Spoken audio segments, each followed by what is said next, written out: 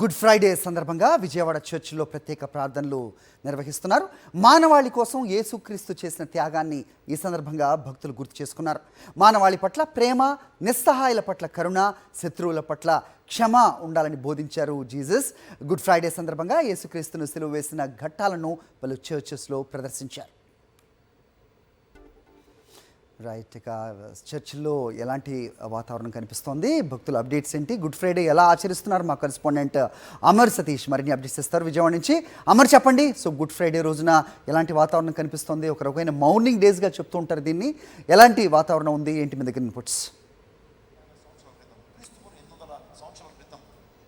దావీదు కావచ్చు, పాత నిబంధనలో ఆది కాండంలోనే మనం ఏదైనా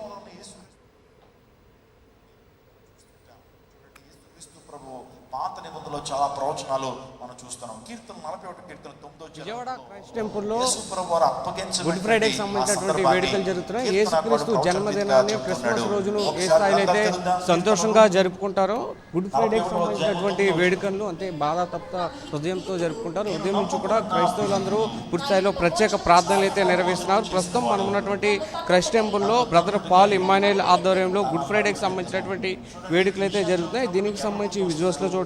క్రిస్మస్కి సంబంధించి క్రీస్తు ఏవైతే మొదటి నుంచి కూడా శాంతి బోధనలు చెప్పారో, ఏదైతే మానవాళి కోసం యేసుక్రీస్తు త్యాగాన్ని గుర్తు చేసుకుంటూ భక్తులు, విశ్వాసులందరూ కూడా ప్రార్థనలు అయితే నిర్వహిస్తున్నారు. శాంతి, మానవాళి పట్ల ప్రేమ, నిస్సహాయుల పట్ల కరుణ, శత్రువుల పట్ల క్షమ ఉండాలని బోధించినటువంటి జీసస్కి సంబంధించినటువంటి బోధనలు కూడా జరుగుతున్నాయి. త్యాగాల జ్ఞాపకంగా యేసు ప్రభువును సిలువ వేసినటువంటి ఘట్టాన్ని గుర్తు చేసుకుంటూ కూడా విశ్వాసులందరూ కూడా గుడ్ ఫ్రైడే వేడుకల్లో పాల్గొని ప్రత్యేకమైనటువంటి ప్రార్థనలు నిర్వహిస్తున్నారు. యేసును సిలువ వేసినటువంటి ఘట్టాలు కూడా ఈరోజు మధ్యాహ్నం నుంచి కూడా ప్రదర్శించేటువంటి అవకాశం ఉంది. దానికి సంబంధించి కూడా అన్ని ఏర్పాట్లు కూడా చేశారు. అటు గుణదల్లో ఉన్నటువంటి మేరీమాత చర్చి కావచ్చు, లూర్దు దేవాలయం కావచ్చు, ప్రస్తుతం మనం కనిపిస్తున్నటువంటి క్రైస్ట్ టెంపుల్ కావచ్చు, మొత్తం అన్ని చర్చిల్లో కూడా 5-6 ఆరాధనలు అయితే, మాసెస్ అయితే జరుగుతున్నటువంటి పరిస్థితి అయితే ఉంది. దీనికి సంబంధించి